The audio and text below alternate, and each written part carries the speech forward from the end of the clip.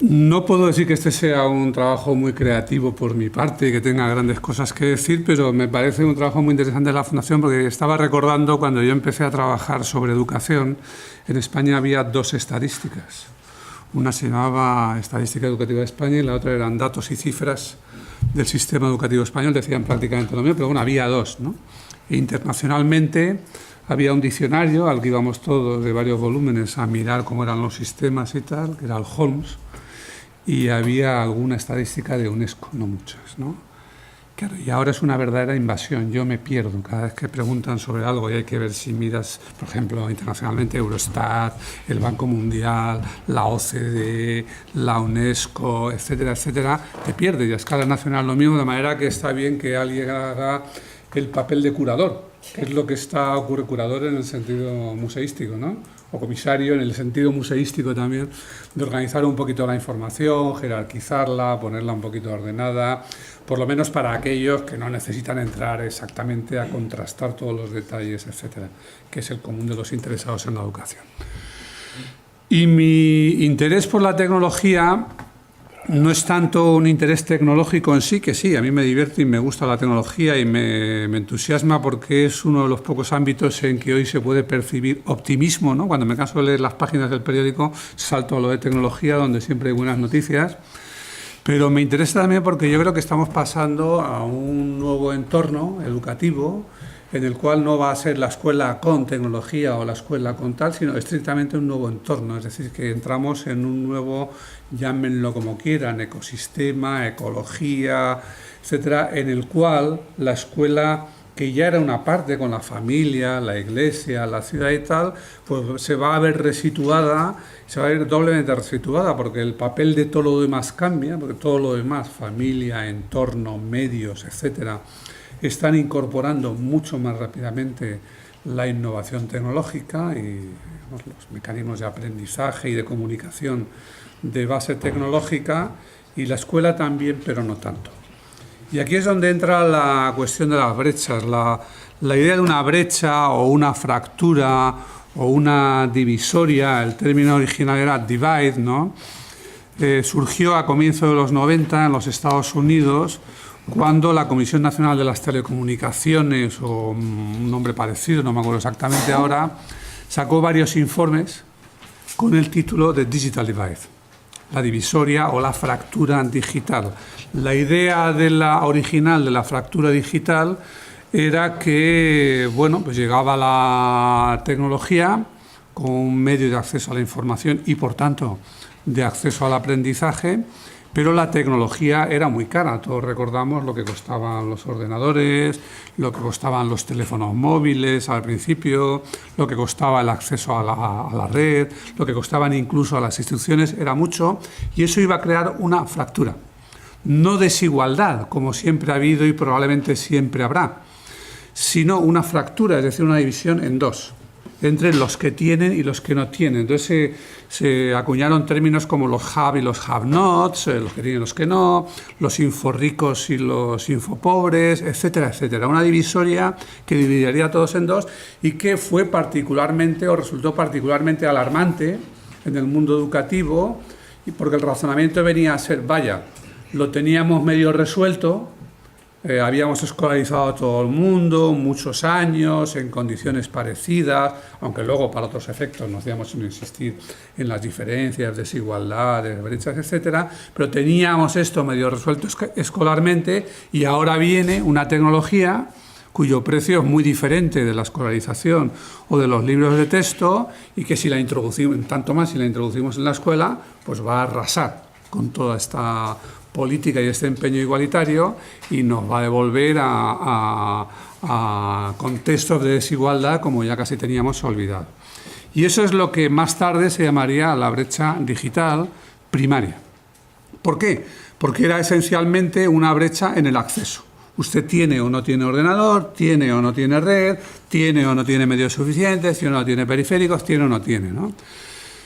¿Qué sucedió? Pues han sucedido dos cosas. Una, básicamente, es que esa brecha se cierra muy rápidamente, más que cualquier otra. A Kevin Kelly le preguntaron alguna vez, ¿y qué van a hacer ustedes? Es uno de estos gurús del principio, la brecha digital, del acceso a la Internet, etc. El autor de ¿Qué quiere la tecnología? Y otros libros muy conocidos. ¿Qué hacemos con la brecha digital? Y la respuesta fue nada. No hagan nada porque los forofos, los que se empeñan en tener el último gadget al precio que sea, etcétera, estos van a financiar la innovación para que pronto llegue a los demás. Y así ha sido. No por la voluntad de estos forofos ni nada por el estilo, sino bueno, podemos constatar que si vemos el ciclo de cualquier tecnología, particularmente de las relacionadas con la comunicación, la radio, el teléfono, la televisión, etcétera, nada ha sido tan rápido como la Internet y la informática, solo una cosa ha sido más rápida, que es una que las incorpora a las dos, que son los teléfonos inteligentes. Telefonía móvil y en particular los smartphones.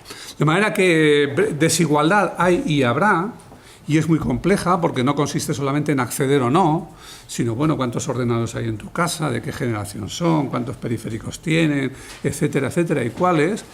Desigualdad hay y habrá, pero lo que es la brecha se ha cerrado muy rápidamente, o sea, se va cerrando muy rápidamente, mucho más rápidamente que cualquier otra comunicacional o relacionada con la educación. No hablemos ya del acceso al saneamiento de las viviendas, o al agua corriente, o a una comida sana, o cosas por el estilo, ¿no? Lo que sucede es que a medida que se cerraba esa brecha primaria, pues surgió una alarma con otra. Bueno, es verdad, ahora accedemos, pero ¿qué hacemos con esto? Porque la tecnología no es aproblemática. La tecnología promete el acceso a todo lo mejor del mundo de la información, el conocimiento, la sabiduría y tal, pero también tiene otras amenazas. Estaban las viejas, que no nos preocupan tanto, de 1984, el Gran Hermano, que ha resultado ser otra cosa, no ha resultado no que todo el mundo va a ser vigilado, sino que todo el mundo quiere ser visto, justamente lo contrario. Pero existe también el otro peligro más relacionado con otra distopía de la misma época que el Gran Hermano, que era la del mundo feliz. Es la de la tecnología que solamente nos lleva a entretenernos o a ser entretenidos, un poquito pan y circo de los romanos, pero en forma mucho más sofisticada. Esta segunda brecha es, vale, accedemos a la tecnología, pero ¿qué hacemos con ella? ¿Qué hacemos? ¿Qué uso hacemos con ella?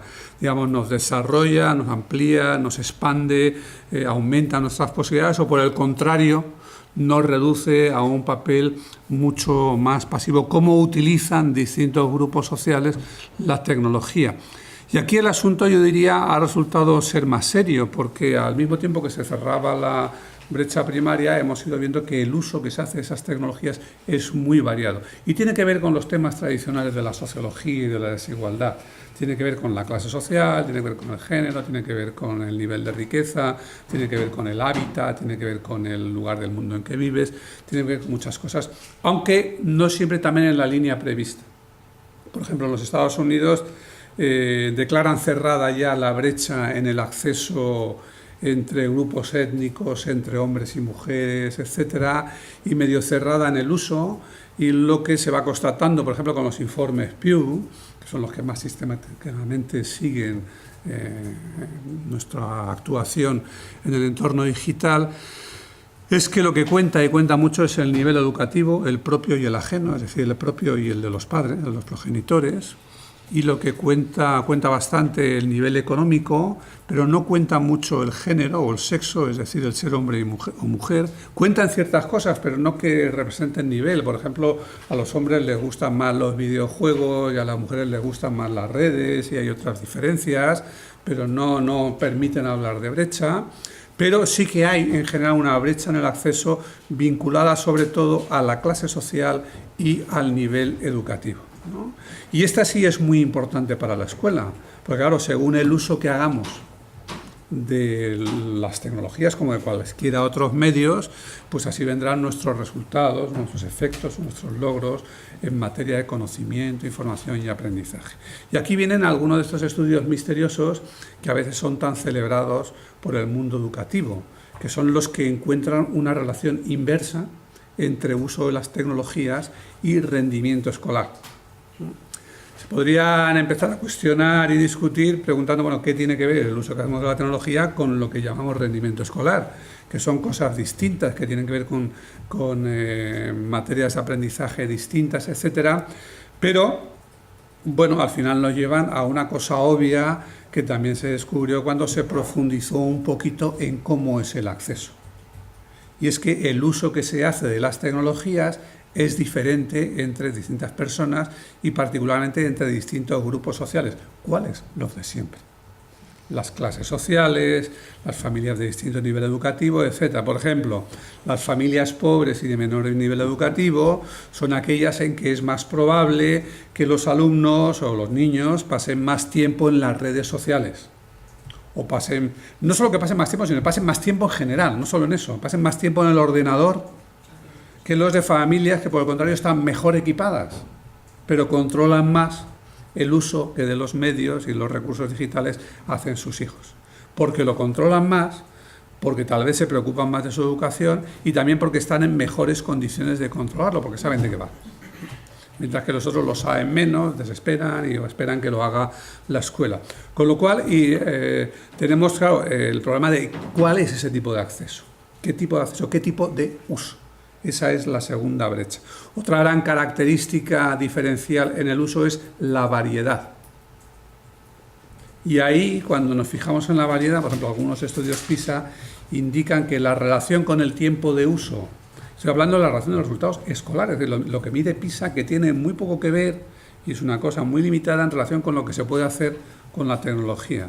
Pero cuando se afina el análisis, lo que el análisis dice es la relación con el tiempo de uso es negativa, pero la relación con la variedad en el uso es positiva. Es decir, aquellas personas, aquellos alumnos que utilizan los medios tecnológicos para usos más diferentes, hay una asociación entre eso y el buen rendimiento, digamos, en las pruebas PISA.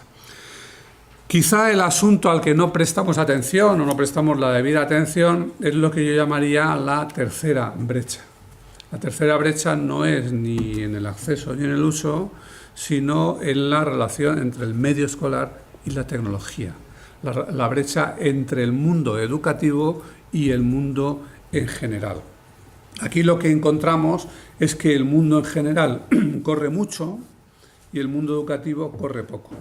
El Instituto Nacional de Estadística viene haciendo, no es que dé mucha información sobre el acceso y el uso de la tecnología, pero bueno, viene haciendo una encuesta que se llama la encuesta de TIC, encuesta de equipamiento y uso de las tecnologías de la información y la comunicación en los hogares, y una parte de ella es qué hacen los alumnos de 15 años.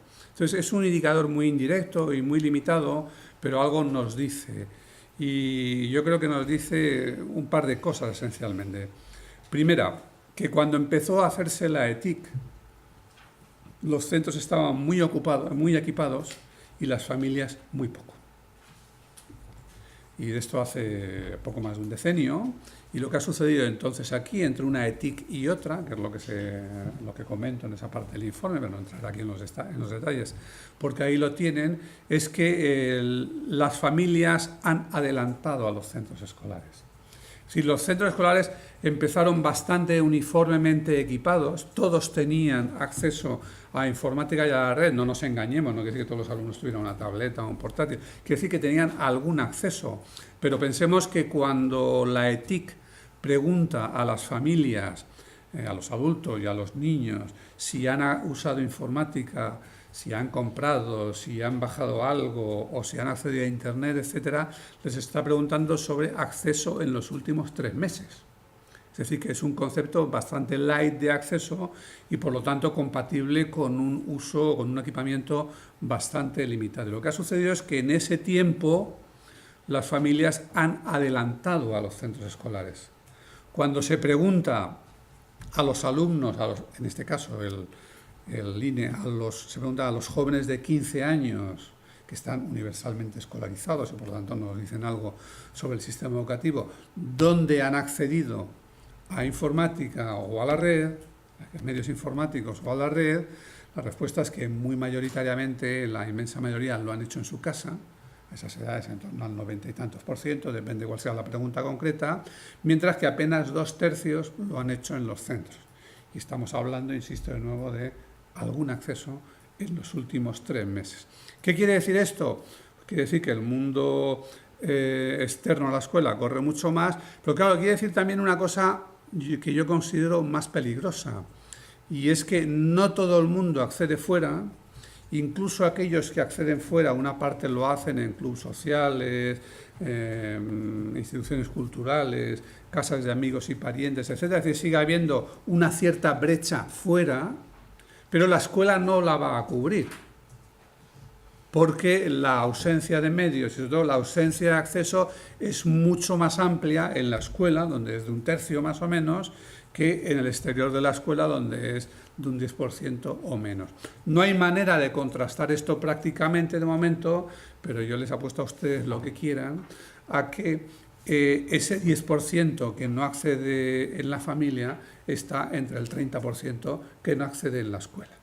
Es decir, que se repite, y lo que tenemos es que la escuela no está cerrando esos restos de brecha digital primaria externa, ni esas enormes desigualdades de brecha digital secundaria en el tipo de uso también externa. Es decir, que nuestro problema real es la tercera brecha, y que si la primera brecha y la segunda siguen siendo un problema, el verdaderamente grave es que la tercera no nos permite cerrar ni la segunda ni la primera. Con un apunte adicional, si quieren, que también se puede observar en la ETIC, en la parte de centros, en la parte de educación, y es que cuando empezó a hacerse, los centros públicos estaban bastante mejor equipados y con más acceso que los privados. Y lo que está sucediendo es que todavía es así, en conjunto, pero en mucha menor medida, pero también de nuevo los privados, incluidos los concertados, están corriendo mucho más que los públicos. Y están haciendo más uso, están aumentando más rápidamente en el uso y están aumentando más rápidamente, digamos, en el uso intensivo, lo cual se ve, por ejemplo, en el equipamiento con banda realmente ancha o realmente veloz, ¿no? Y esto nos lleva al problema de por qué. Y el problema por qué, bueno, pues no es un problema para resolver aquí, pero yo diría que se han dado 4 grandes tipos de explicaciones. Primero, pensamos que los centros accedían más o menos según su equipamiento. Ya hemos visto en España e internacionalmente que no, que se puede equipar el sistema y sigue sin utilizarse. Después se pensó que tenía que ver sobre todo con la formación. Podríamos decir sobre todo por la experiencia española que no. España es uno de los países donde los profesores reciben más formación en general y relacionada con las TIC en particular, según su propia manifestación, según lo dicen ellos mismos en encuestas como ESI, TALIS y otras, y sin embargo de los de menor uso, está, bueno, de los menor no, pero un poquito por debajo de la media. La tercera cosa que se pensó es el soporte. Creo que eso es esencialmente cierto, pero tampoco es sobre todo el problema. No hay una relación clara entre la asistencia de soporte, lo cual en el mundo educativo quiere decir sobre todo lo que aquí llamamos coordinador TIC en los centros. No hay una relación clara entre eso, sino incluso a veces negativa entre eso y el uso. Y el cuarto punto que yo señalaría, y que creo que sí presenta una relación, y es una comparación con datos TALIS, ESI y otros, es la dirección. Donde la dirección tiene más competencias, y particularmente no la de despedir y subir y bajar el sueldo y tal, puede ser, sino sobre todo donde tiene competencia pedagógica en un sentido amplio, no que sean pedagogos, que se tengan capacidad de dirigir o de influir sobre cómo se enseña, se educa, se evalúa, se eligen los materiales, etcétera, en su centro. Entonces allí sí que tenemos un uso más intensivo de la incorporación tecnológica. Permítame cerrar diciendo que yo creo que ahí está el problema. Es decir, el entorno está ahí, no es una discusión sobre si podemos mejorar tal o cual aspecto de la educación introduciendo este o aquel aparatito o esta o aquella aplicación. Es la entrada, la inmersión en un medio enteramente nuevo, tan nuevo o más nuevo. Es decir, es una revolución, yo creo, más intensa y más significativa para la escuela que la que en su día significó la imprenta. Y no necesito explicarles a ustedes, periodistas, lo que fue la imprenta, como tampoco necesito explicarles cómo se desvanece ese entorno de un día para otro. Ya lo saben ustedes bien, la diferencia en el sistema educativo es que tenemos un público cautivo que monopolizamos todavía las credenciales y que desempeñamos un servicio que cuesta reconocer, pero que es súper importante, que es la custodia de los menores, ¿no? Si no fuera por eso, estaríamos peor que la prensa. Nada más y muchas gracias.